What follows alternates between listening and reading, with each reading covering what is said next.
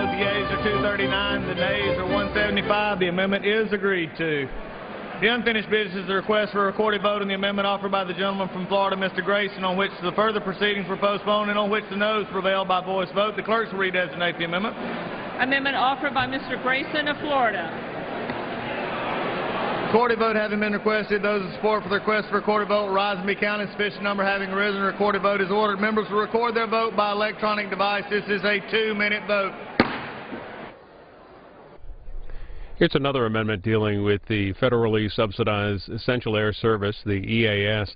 Alan Grayson, Democrat of Florida, has an amendment which would change the restrictions on funds being used to provide EAS to communities with the subsidies of higher than $500 per passenger to $250 per passenger. It's another 2-minute vote.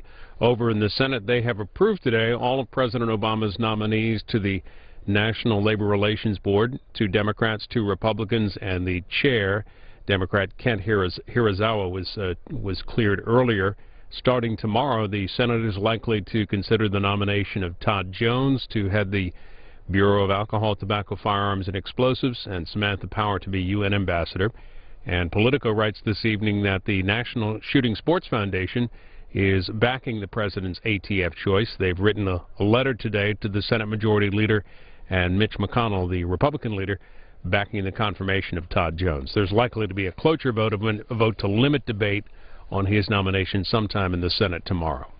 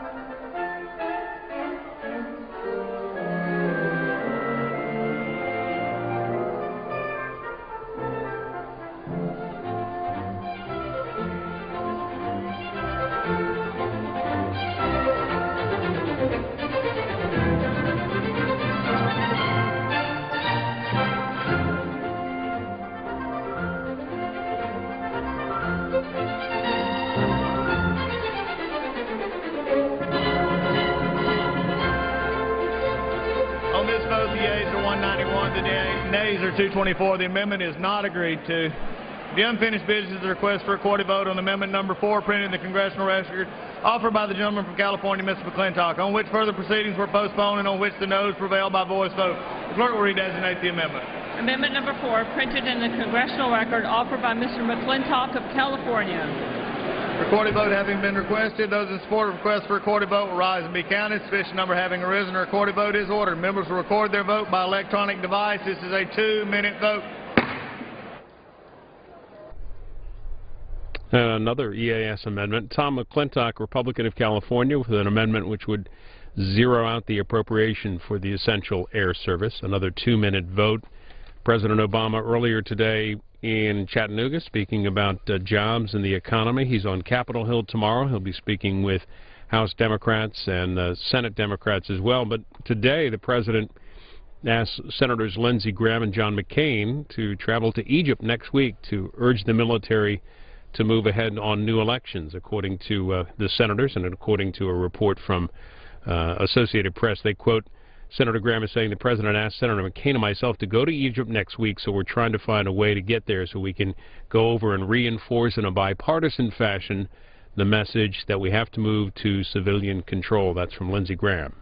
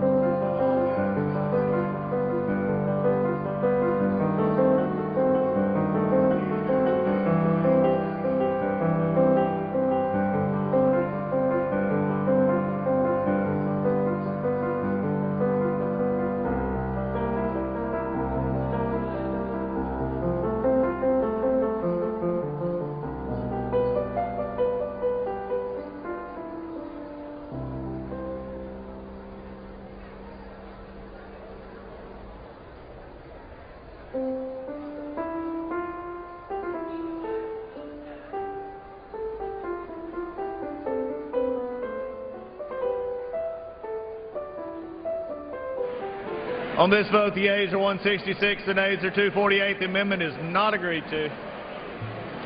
The unfinished business is a request for a recorded vote on the amendment offered by the gentleman from Florida, Mr. Hastings, on which further proceedings were postponed and on which noes prevailed by voice vote. The clerk will redesignate the amendment. Amendment offered by Mr. Hastings of Florida. Recorded vote having been requested, those in support of the request for recorded vote will rise and be counted. The sufficient number having arisen, recorded vote is ordered. Members will record their vote by electronic device. This is a 2-minute vote. The last 3 amendment votes on the transportation spending bill for 2014 are from Alcee Hastings of Florida, Democrat of Florida. This amendment would increase the FAA Next Gen and Operations Planning Activities account by $3,497,000. Again, a 2-minute vote and 2 more amendment votes after this. Then we expect the House to move on to debate on suspension bills, and later they will resume debate on any amendments left for the transportation and housing spending bill.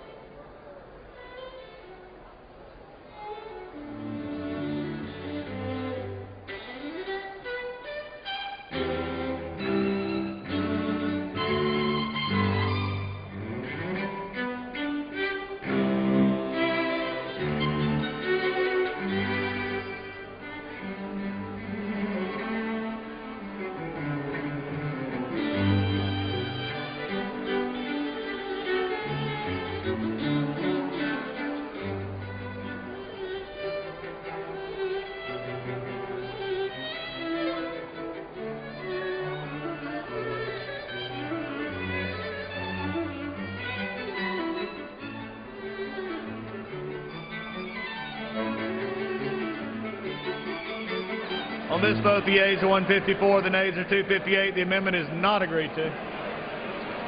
The unfinished business is a request for a recorded vote on the amendment offered by the gentleman from Florida, Mr. Hastings, on which further proceedings were postponed and on which noes prevailed by voice vote. The clerk will redesignate the amendment. Amendment offered by Mr. Hastings of Florida.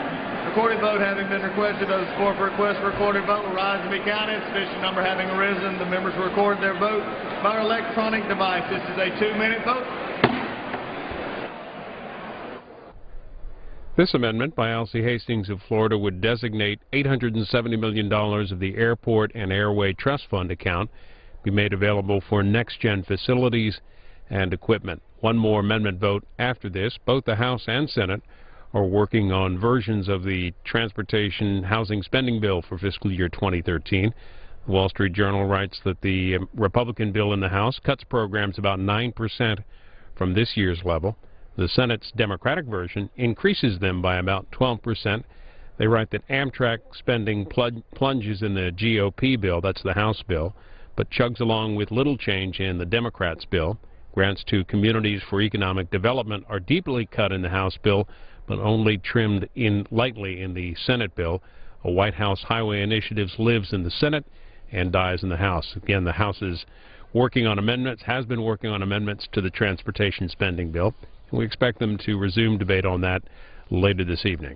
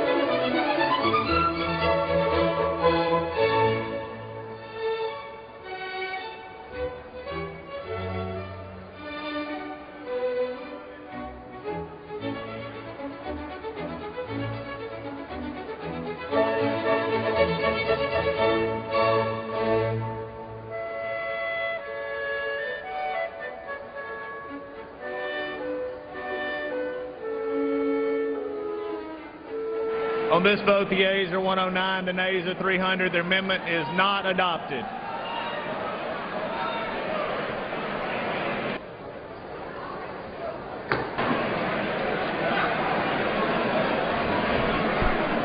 We're done now.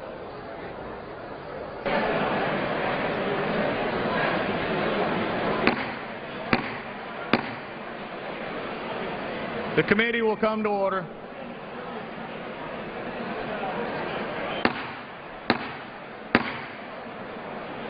The committee will come to order. The committee will come to order. Please take all conversations from the House floor.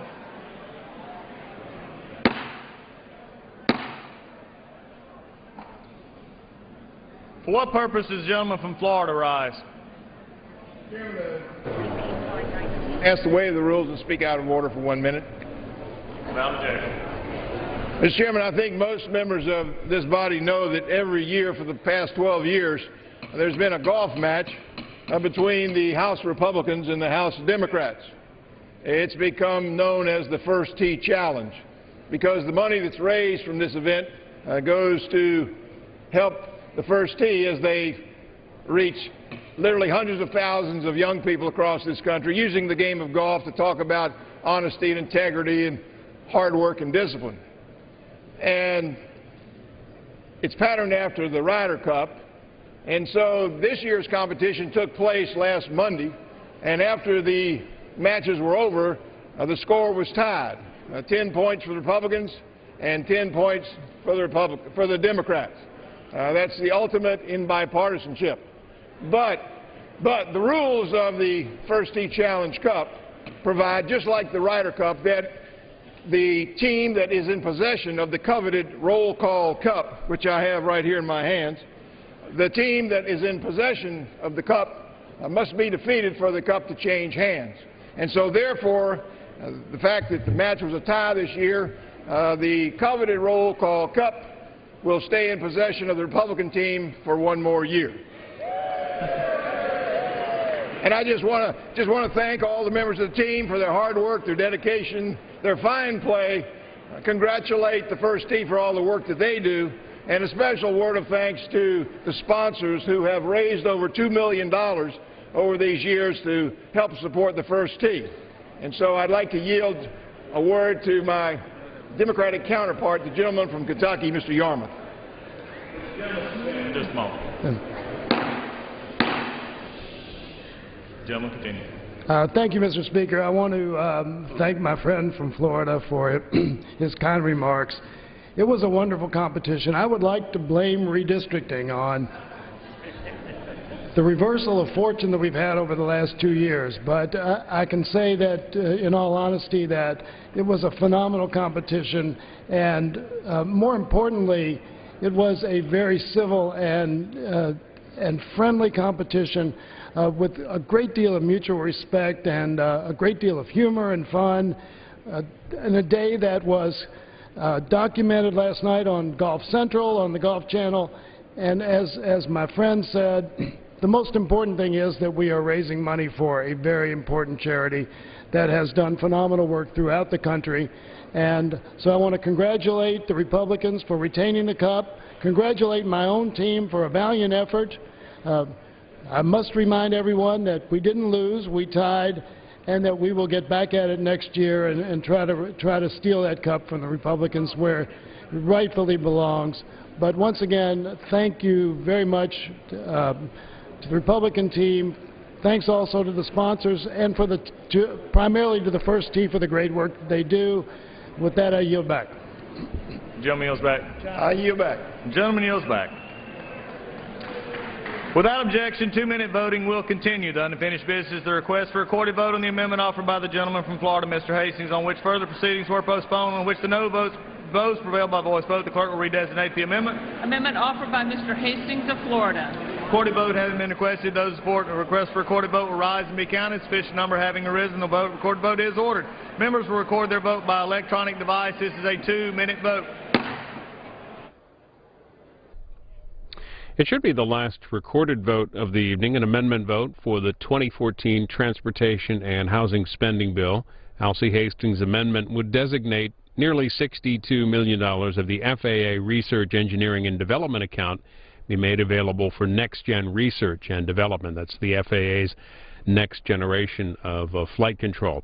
After this series of votes, we expect the House to move on to debate on suspension bills, then back to more amendments to the 2014 spending bill for transportation and HUD. Over in the Senate, the Majority Leader Harry Reid filed cloture on the transportation bill today. His move sets up a procedural vote to end debate for Thursday unless a deal is reached to hold the vote sooner, according to The Hill. They write that there's a $91 billion difference in the spending levels between the House and Senate appropriations this year. That's overall. For the transportation bill, they write, the difference is $10 billion, setting up the potential for a challenging conference committee. Again, the Senate is underway. They are not right now on the transportation bill, but they are in session. You can follow the Senate on C-SPAN 2.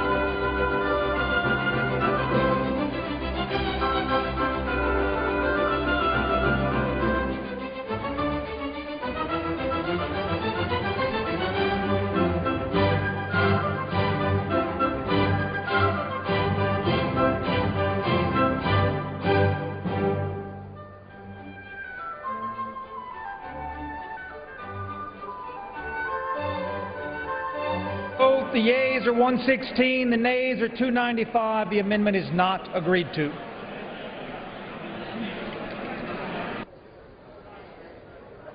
Put to Clause 6.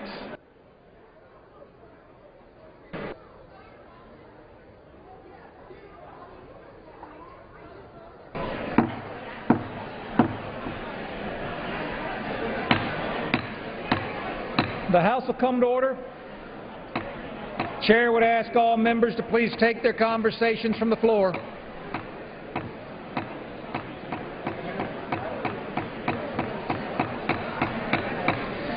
Chair would ask all members to please take their conversations from the floor. Please take their seats.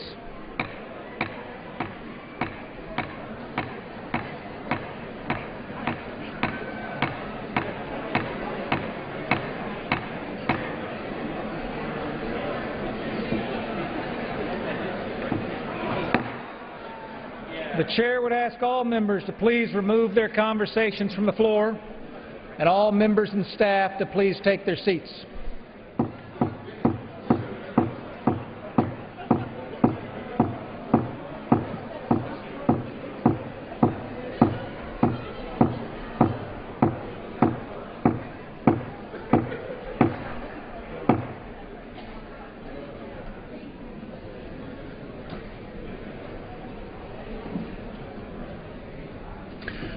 For what purpose does the gentleman from Virginia seek recognition? The gentleman's recognized for 5 minutes. Mr. Chairman, Metro is... Gentleman is correct. The House is not in order. Chair would ask all members to please take their seats. All members and staff to please take their conversations from the House floor.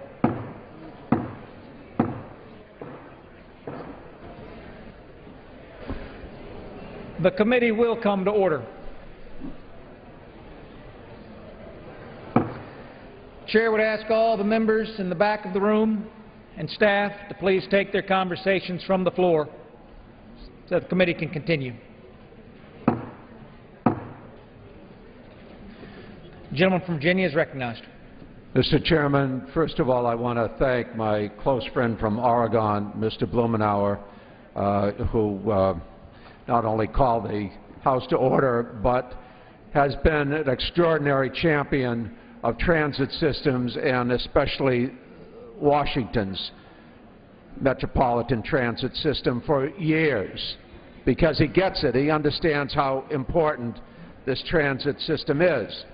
Mr. Chair, there was a previous discussion, a dialogue between Mr. Connolly and Mr. Garrett, and the outcome of it was a suggestion that Washington's metro system is somehow extraordinarily subsidized. The fact is, it is subsidized, but it's subsidized primarily by local governments. We have been trying on our side to provide subsidy to transit systems all over the country, including in the New York, New Jersey area. Apparently, given the results of some of the votes, without much success on this bill. But the point I want to make, Mr. Chairman, is that Metro is our nation's transit system. It was created largely to serve the needs of the federal government. 40% of Metro's peak ridership are federal employees. A federal role is both necessary and appropriate. WMATA is also the primary means of transportation for visitors to our nation's capital, whether they come to experience our historical legacy or participate in rallies on the Mall or meet with their members of Congress. They use our nation's metro system. Now, in recognition of this special relationship and WMATA's urgent need for additional capital funds, the Passenger Rail Investment and Improvement Act of 2008 authorized $1.5 billion over 10 years for WMATA's capital and preventive maintenance projects. Excuse me. It was bipartisan. As Mr. Connolly suggested, his predecessor, Mr. Davis, largely led much of the effort. And it was to be matched dollar for dollar by the jurisdictions that WMATA serves: the District of Columbia, the state of Maryland, and the Commonwealth of Virginia. That bill represented a compact between WMATA and the federal government, which was granted representation on the WMATA board. That was part of the legislation. You got to put federal representation on the board in return for the funding. And up to this point, the federal government has upheld its end of this compact, up to this point. That's why we object so strongly to the Garrett Amendment. Currently, this appropriations bill on the floor today provides $125 million, consistent with this compact, in funding for the Metro system. It's a 16% cut already below the authorized level, which in fact has been fully funded in previous fiscal years. But Mr. Garrett's amendment would eliminate even that reduced funding level. The elimination of WMATA funding would be deeply detrimental to the system and diminish the ability of thousands of employees to get to work, 2/5 of them federal employees. Critically, the further cuts mandated by Mr. Garrett's amendment would limit WMATA's ability to continue improving the safety of the system and fully implement the recommendations of the National Transportation Safety Board that resulted from the 2009 Red Line crash. That's what we need to implement.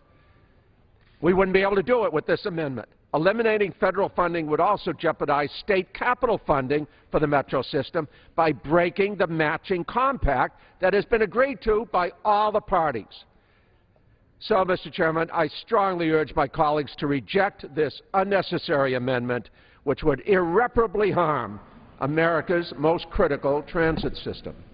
And with that, I yield back my time, Mr. Chairman. The gentleman yields back. For what purpose does the gentleman from Virginia seek recognition? I strike the requisite number of words. The gentleman is recognized for 5 minutes. Ask unanimous consent to revise and extend. Without objection. I want to just speak briefly in support of what Mr. Moran said. This law that we're drastically changing was really the result of a bipartisan agreement with regard to the Congress. It was authored by former Congressman Tom Davis from Northern Virginia. We voted on this one other time. A similar amendment was offered by Mr. Garrett last year. It failed by a vote of 160 to 243. In 2008, the Congress made a 10-year commitment as a federal partner to provide capital funds for the needs of the Metro system. It was a commitment. It's in the law. We voted on it. We worked on it. It was bipartisan.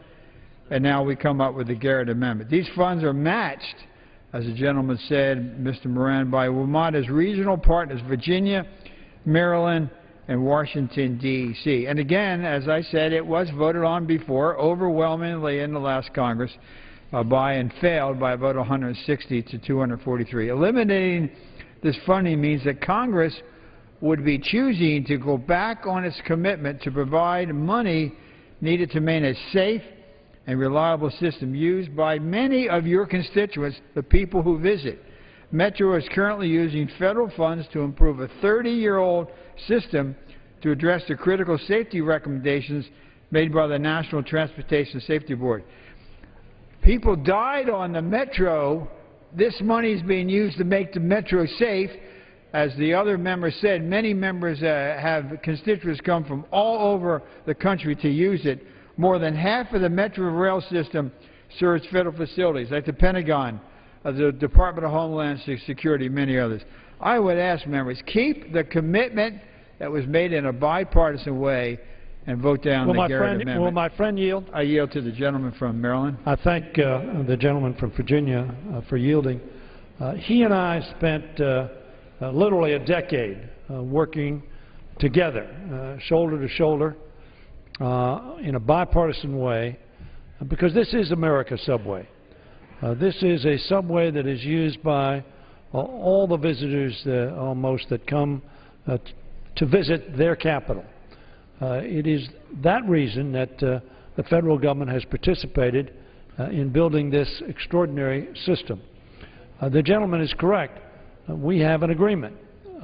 There is a compact that has been signed by Republican governors and Democratic governors, Republican members of the House and Democratic members of the House, Republican members of the Senate, Democratic members of the Senate. I would hope that the House would reject this amendment. I adopt the remarks of the gentleman from Virginia and my colleague Mr. Moran and Mr. Wolf. I think speak for all of us, and of course Mr. Connolly has spoken very strongly for himself. But I would hope that the House would continue to keep the faith with the agreement that has been made for what is America's subway, used by all of our people when they come here to their nation's capital. I want to thank the chairman. I want to thank the ranking member for their efforts on behalf of the Metro as well in keeping the faith with the agreement that we have reached. And I thank the gentleman for his leadership and his remarks, and I yield back. I thank the gentleman. I also want to thank Mr. Latham for his opposition to this amendment. I thank Mr. Pastor for that. And with that, I yield back the balance of my time. Gentleman yields back. For what purpose does the gentleman from Oregon seek recognition? Strike the last word. Gentleman's recognized for 5 minutes. Thank you, Mr. Chairman. I would hope that we may take advantage of revisiting this yet again to have a teachable moment here. My good friend from New Jersey talked about some of the problems of the Metro system. As a practical matter, many of those problems are the result of 40 years of an accumulated maintenance deficit and a lack of a long-term reliable partnership with the federal government, exemplified by the irresponsibility of this amendment that is being proposed. The federal government is the primary beneficiary of Metro. Bear in mind, these 68 square miles that represent the District of Columbia, 21% of the land is owned by the federal government, and a much larger percentage of the valuable land that is tax exempt. 30% of the jobs are federal jobs, even in these difficult times. And they're not paying taxes to the District of Columbia or to Metro. 40% of the rush hour traffic is federal employees. And we suffer some of the worst traffic congestion in the United States in this region. We have a serious accumulated deficit for maintenance. And this was part of a bipartisan long-term agreement to solve this problem and improve service and meet the federal responsibilities. And I appreciate the advocacy and the eloquence of my friends from Virginia and Maryland who've come to the floor and pointed out this responsibility. But I speak from somebody who represents a district 2,300 miles away.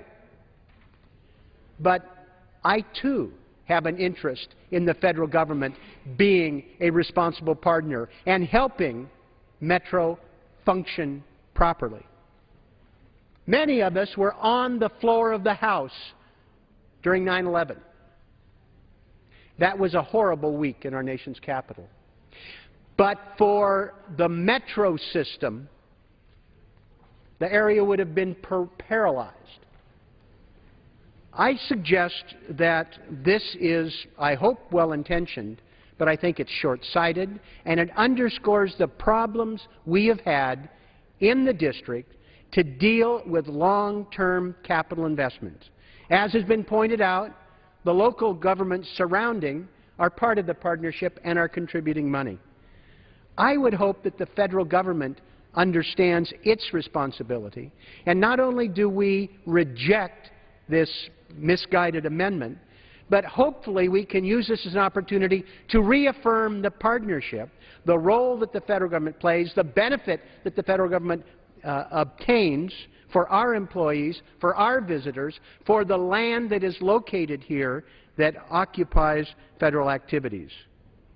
Mr. Chairman, these are tea leaves that people read.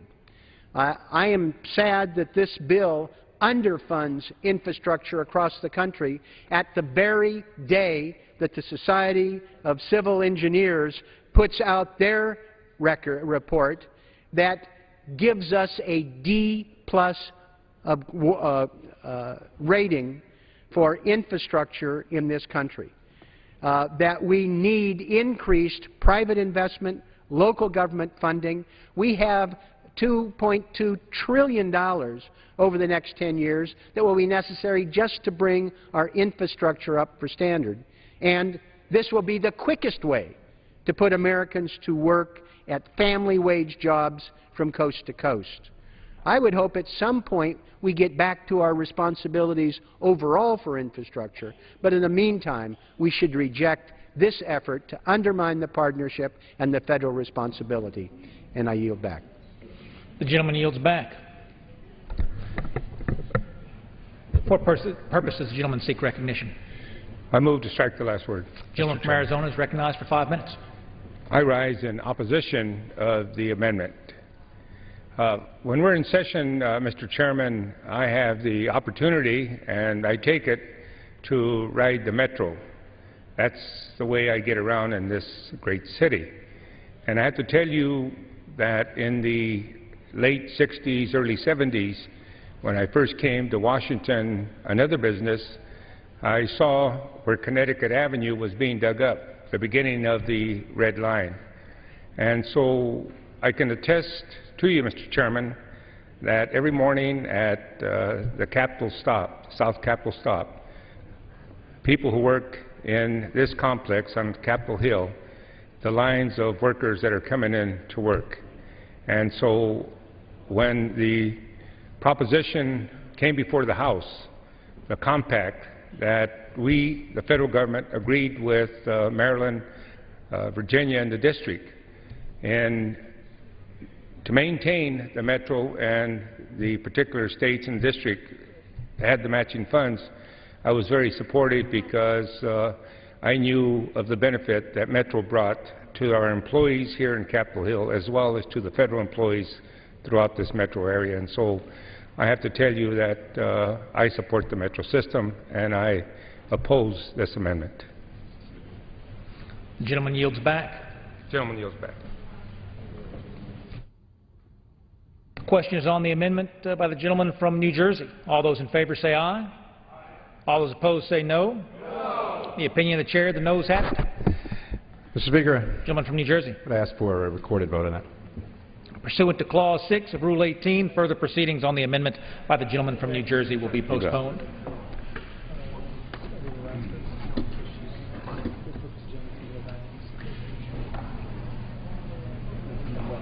For what purpose does the gentleman from Rhode Island seek recognition?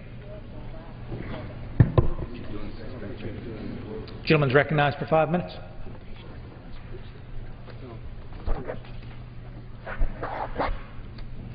Mr. Speaker, this appropriations measure fails at every level to meet our nation's transportation infrastructure needs, support our state's housing initiatives, or further our community development goals.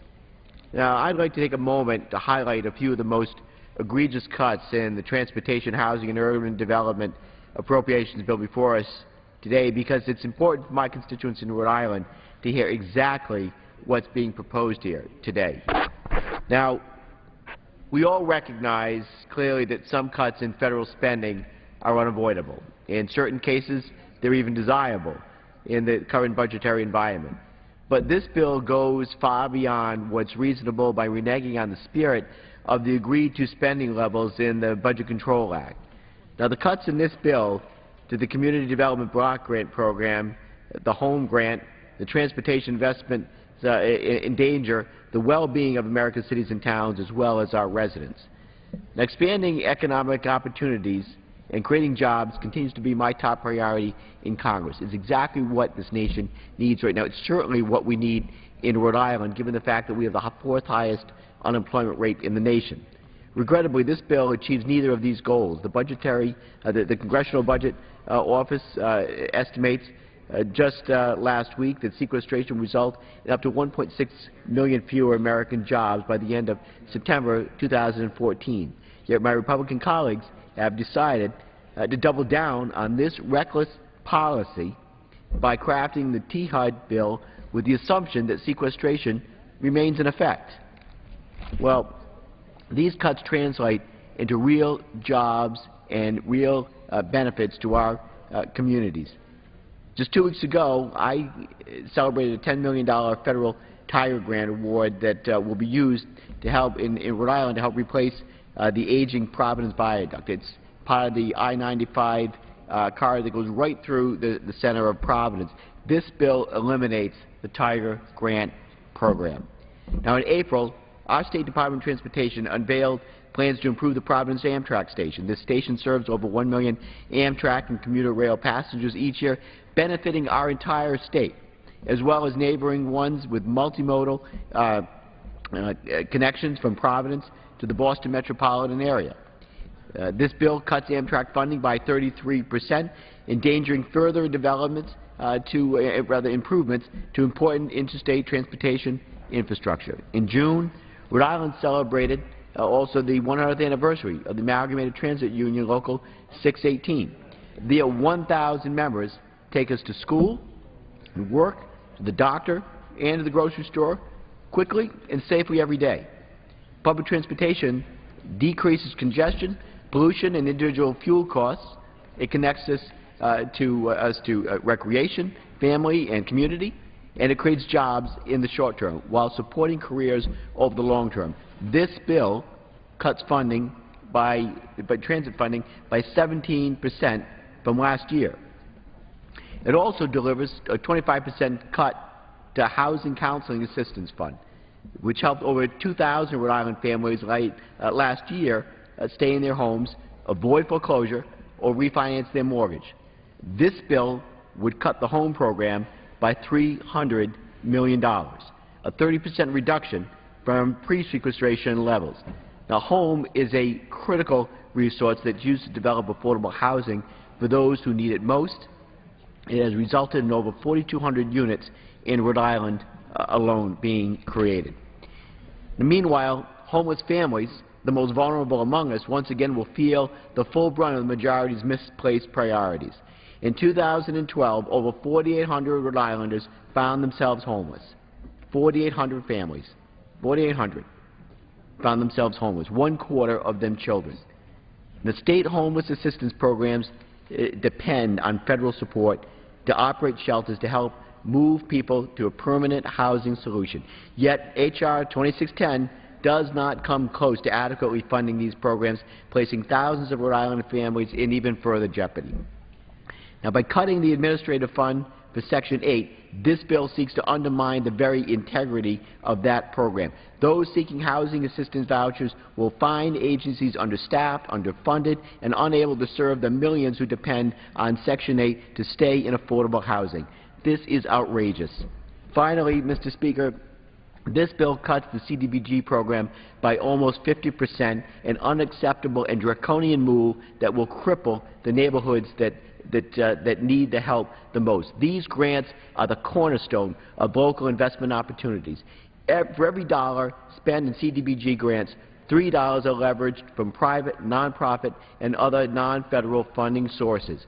The organizations working with CDBG funds use them for employment services, homeless assistance, child care, senior care, mental health outreach, and countless other services. I am sad to see that the committee has decided that this is not worth the investment.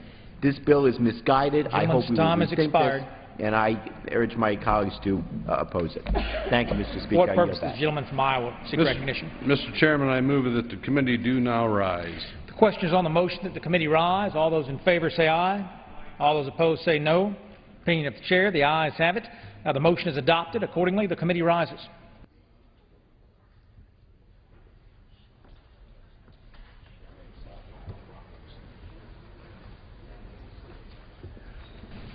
Mr. Chairman. Madam Speaker, the Committee of the Whole House and State of the Union, having had under consideration H.R. 2610, directs me to report that it has come to no resolution thereon.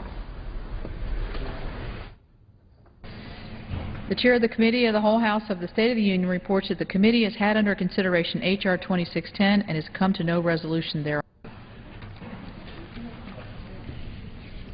For what purpose does the gentlewoman from Texas rise? Mr. Speaker, I present a privileged report for printing under the rule. The clerk will report the file. Report to accompany H.R. 2855, a bill making appropriations for the Department of State, Foreign Operations, and related programs for fiscal year ending September 30th, 2014, and for other purposes. referred to Union calendar and ordered printed. Pursuant to Clause 1 of Rule 21, points of order are reserved. For what purpose does the gentleman from Pennsylvania rise? Madam Speaker, I ask unanimous consent to remove my name as a co-sponsor of H.R. 693. Without objection, so ordered. Thank you. The Chair lays before the House an enrolled bill.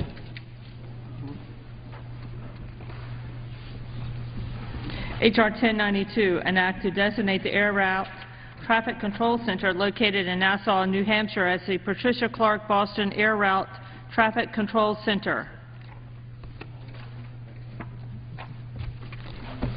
Pursuant to Clause 8 of Rule 20, the Chair will postpone further proceedings today on motions to suspend the rules on which a recorded vote on the yeas and nays are ordered and on which the vote incurs objection under Clause 6 of Rule 20.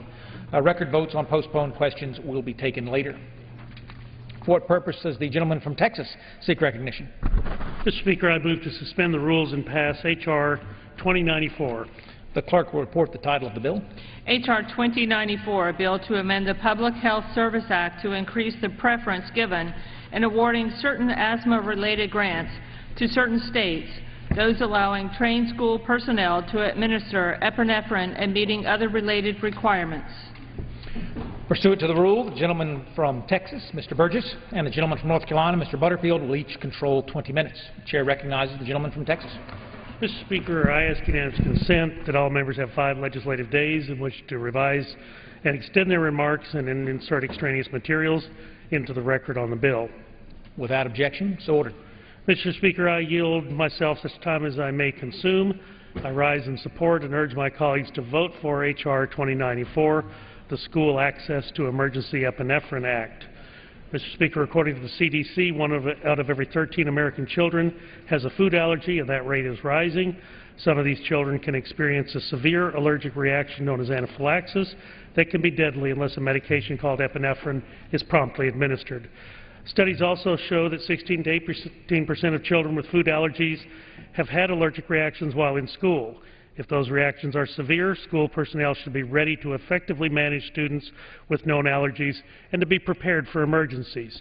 In 2004, Congress passed legislation to encourage states to allow children with known food allergies to bring their medication to school. However, there are many children who do not know that they have a serious food allergy, and they continue to be at risk. Currently, less than half of the states have legislation concerning the stocking of epinephrine in schools. Even in these states with legislation, there are a broad range of different provisions about who can administer the epinephrine. Keeping a stock of non-student specific epinephrine in schools is a life-saving measure and should be implemented nationwide. H.R. 2094, the School Access to Emergency Epinephrine Act, is an important step to protect children who do not know that they are at risk for anaphylaxis. The bill would amend the Public Health Service Act to allow a preference in awarding asthma grants to states that permit school personnel to administer epinephrine to a student in an emergency. Mr. Speaker, I will reserve the balance of my time. Gentleman from Texas reserved. What purpose does the gentleman from North Carolina seek recognition? Mr. Speaker, I ask unanimous consent to revise and extend my remarks. Without objection, so ordered. And I yield myself such time as I may consume. The gentleman is recognized. Thank you, Mr. Speaker. Mr. Speaker, I rise tonight in support of H.R. 2094, the School Access to Emergency Epinephrine Act. I am a co-sponsor of this bill and urge its passage in the House. Mr. Speaker, this bill provides incentives for schools to stock the life-saving medicine that is critical for students and school staff who experience an apoplectic emergency. Anaphylaxis is serious and life-threatening. It is often caused by bee stings, bug bites, latex, and some medications, and can take only a few minutes, just a few minutes, to cause serious harm and even death. Epinephrine is used to treat the symptoms of anaphylaxis and comes in the form of an EpiPen that is injected into the body and provides almost instant relief.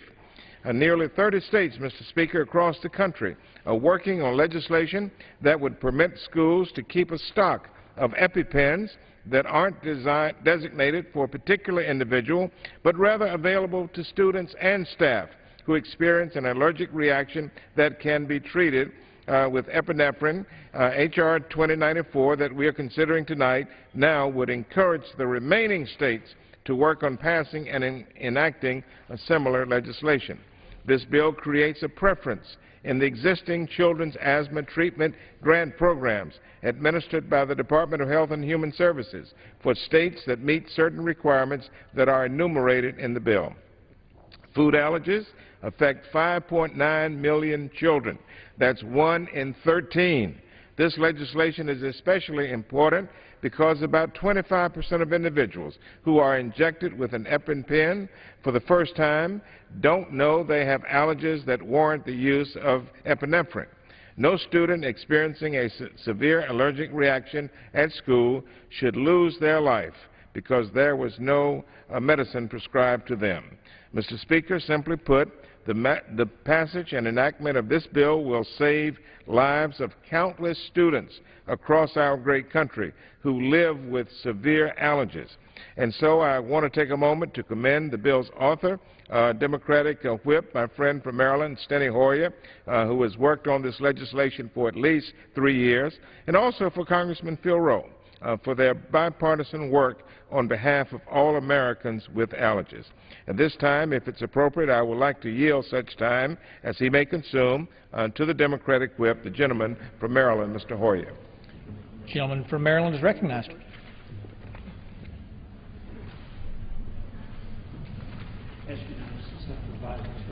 Without objection. I want to thank Dr. Burgess. I want to thank Mr. Butterfield for their leadership on this bill. But I certainly want to thank my friend, Dr. Phil Rowe, who has been a delight to work with. It's taken us a little bit of time, but we stayed after. We stayed after it because, as Dr. Burgess and Judge Butterfield have observed, this will save lives. This will save the lives of children. This will save the lives of children who do not know that they have an allergy which is life-threatening. I'm the grandfather of an 11-year-old little girl. I've been with her twice in the emergency room when she was but an infant and when she was slightly older than an infant. And I want to tell my colleagues a story, Madam Speaker, about my daughter who took Alexa to Disney World. They were walking down the pathway, one of the walkways at Disney World, and all of a sudden my granddaughter started wheezing heavily and having an allergic reaction. Now, she's extraordinarily allergic to peanut butter and peanuts. But she had had no peanut butter, she'd had no peanuts. As a matter of fact, this little girl was extraordinarily careful about what she ate. She comes to my house, she makes sure that I read the labels and she reads the labels. She brings with her her EpiPen in the little case that is always with her. But as they were walking down that pathway, she started to wheeze heavily, and they had no idea why. My daughter turned around, they retraced a few of their steps, and they saw popcorn being made. Popcorn being made with peanut oil. And the mere breathing in of that peanut oil air caused her to start wheezing heavily. Now, she didn't have anaphylactic shock at that point in time. She did not need to go to an emergency room at that time. But it shows how extraordinarily vulnerable people can be to these food allergies. And so I'm very pleased to stand here in support of this bill. I'm very pleased to stand here as a co-sponsor of this legislation with my friend Dr. Rowe from Tennessee. And I want to thank him. I want to thank him for his work. I want to thank him as a doctor and as a member of Congress and as a parent. He shared my concern, and we worked together. There were some difficulties to overcome, but he and I together, working with Fred Upton, and I want to thank Fred Upton and Henry Waxman, the chair and ranking members of the committee, as well as Mr. Butterfield and Dr. Burgess, for their help. They have both said, and I'm sure Dr. Rowe will say, this will save lives. It's not a mandate, But it is a suggestion, it is an urging to make sure that, given the fact that we have life-saving capability, that capability be deployed and be present, so that no child will have to die because of a reaction to one of these allergens. So I thank them again, and I yield back the balance of my time and thank my friend for yielding. For those words, I will yield. I will reserve what remaining time I have, Dr. Burgess. Gentleman from North Carolina reserves. Gentleman from Texas. Thank you, Mr. Speaker. I would like to yield such time as he may consume to the gentleman from Tennessee, Dr. Phil Rowe. Gentleman from Tennessee is recognized for such time as he may consume. Thank you, Dr. Burgess. And Mr. Speaker, I rise to urge my colleagues to support the School Access to Emergency Epinephrine Act. This bill will encourage states and schools to take small but meaningful steps to protect school children from anaphylaxis, a severe and potentially fatal allergic reaction that can be triggered by a food allergy or even an insect sting. According to the Food Allergy Research and Education, 1 in 13 children has a food allergy, roughly 2 in every classroom. The bipartisan bill I introduced with Congressman Hoyer, and I want to thank Congressman Hoyer profusely today. His staff and my staff worked diligently on this bill to bring it to the floor, and would provide a preference. This bill would provide a preference for asthma-related grants to states that adopt laws to permit properly trained school personnel to administer epinephrine to a student reasonably believed to have an anaphylactic reaction. To obtain a preference, the schools would have to maintain a supply of epinephrine and ensure trained personnel are present to administer. This legislation has been scored by the Congressional Budget Office at no cost to the taxpayer. Our bill simply builds on an existing preference system signed into law in 2004 that helped make student self-administration of epinephrine a reality in 49 states. Anaphylaxis, however, is not always predictable. An individual, adult or child, could have a severe allergic reaction even with no prior history of a food allergy. And I've seen this many times in my practice. Because anaphylaxis can cause death in just minutes, it is essential that epinephrine, the best treatment for anaphylaxis, be readily available for treatment. In most states, however, schools are not required to keep epinephrine stocked in case of emergencies. The result is needless tragedies like that of Amaria Johnson. Amaria was a 7-year-old girl, the same age as my granddaughter, who lived in Chesterfield County, Virginia. On January the 2nd, 2012, she died from cardiac arrest and anaphylaxis as a result of eating a peanut. I had the opportunity to meet Amaria's mother, Laura Pendleton, at a briefing that Mr. Hoyer and I hosted on our bill. Her story is absolutely heartbreaking. As a father and a grandfather, I can't begin to imagine what she had to go through. In response to her death, the Virginia legislature passed what has become known as Amaria's Law, which required public schools in the state to keep epinephrine on hand. But while 28 states now have laws allowing schools to stock epinephrine, the states requiring the same remain in the minority. A set of 2 epinephrine auto-injectors costs about $150 and are good for a year. With new competition in the marketplace to produce what are commonly known as EpiPens, I'm confident the price will come down even further. The training required to use an EpiPen is minimal. School personnel could be trained by an EMT or school nurse in a brief session. The auto-injectors themselves are safe and very easy to use. The needle is covered by a protective sheath and only comes out when the EpiPen is pressed against the leg. To make sure that teachers and other adults working at the school don't have to worry about a lawsuit for doing the right thing, our bill requires, as a condition of receiving preference for asthma-related grants, that the State Attorney General reviews the existing civil liability protection laws and certifies that they provide adequate protection to the trained school personnel. I would like to thank the Democratic whip, Mr. Hoyer, who worked tirelessly on this, for being an outstanding partner in this process, and his story with his granddaughter is a compelling one. This has become a bipartisan process at every step of the way, and I would also like to thank Chairman Upton and Mr. Waxman and his staff for helping advance the proposal. My hope is that this bill gives the states a little encouragement to ensure that what happened to Amaria doesn't ever happen to another child. I'd like to thank Mr. Butterfield And I'd like to thank Dr. Burgess for allowing me to be here this afternoon, and I encourage my colleagues to join in supporting this bill. And I yield back the balance of my time. The gentleman yields back. The gentleman from Texas reserves. The gentleman from North Carolina.